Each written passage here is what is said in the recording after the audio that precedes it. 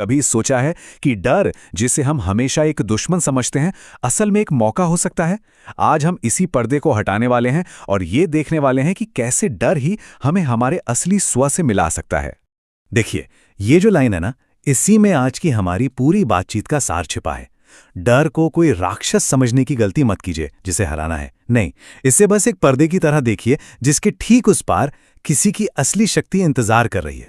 असल में हमारे सपनों तक कोई बनी बनाई सड़क नहीं जाती, वो रास्ता तो हमें खुद बनाना पड़ता है, डर के उस घने कोहरे को चीरते हुए।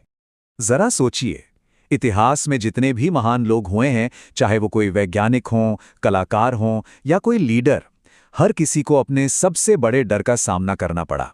वो डर से बचकर नहीं निकले, बल्कि उसके सीने पर पैर रखकर आगे बढ़े। तो सवाल ये है कि आखिर ये डर आता कहाँ से है? इसकी जड़ें कहीं बाहर नहीं है, ये तो अक्सर हमारे अपने ही मन के अंदर होती हैं, एक धीमी सी फुसफुसाहट के रूप में। ये है डर की सबसे पहली और कह सकते हैं कि सबसे जहरीली आवाज। ये हमारे कानों में आकर धीरे से कहती है, तुमसे नहीं हो पाएगा, और हमारी सारी हिम्मत को तोड़ने की कोशिश करती है। और मान लीजिए, अगर हम पहली आवाज को नजरअंदाज करने की कोशिश करते भी हैं, तो फिर आती है एक और, उससे भी ज्यादा चालाक आवाज। ये पूछती है, क्या होगा अगर फेल हो गए तो? अगर सब लोगों ने मजाक उड़ाया तो? और बस, ये हमें वहीं रोक देती है।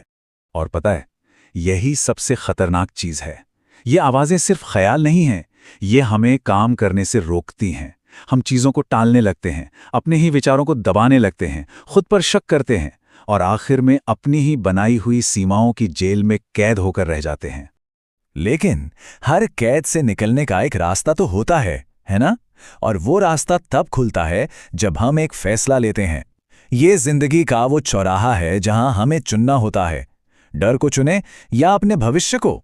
तो देखिए, अब सामने दो रास्ते हैं, बिल्कुल साफ।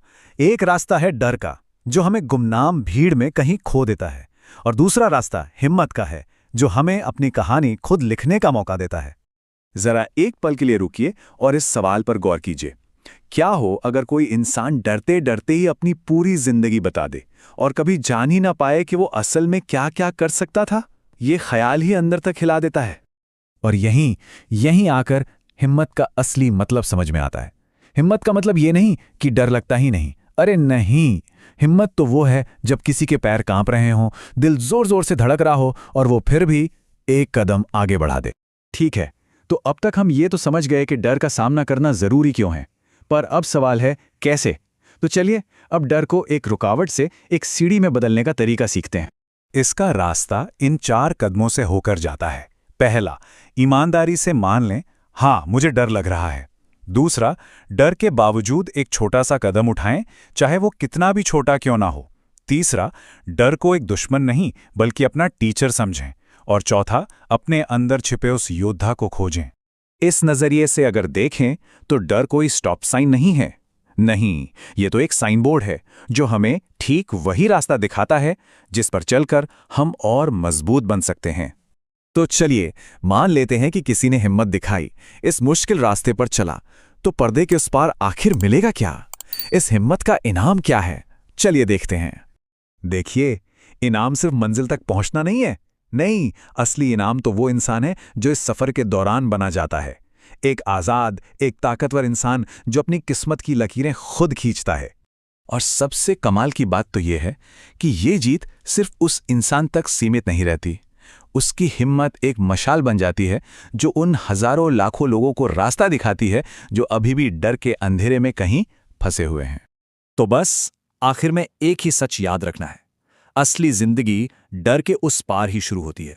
तो आखिर में सवाल यही बचता है, क्या कोई किसी के बनाए हुए रास्ते का इंतजार करता रहेगा या फिर अपनी हिम्मत से अपना रास्ता खुद बनाएगा? इसका जवाब हर किसी को अपने अंदर ही खोजना है। चुनाव हमेशा हमारा अपना होता है।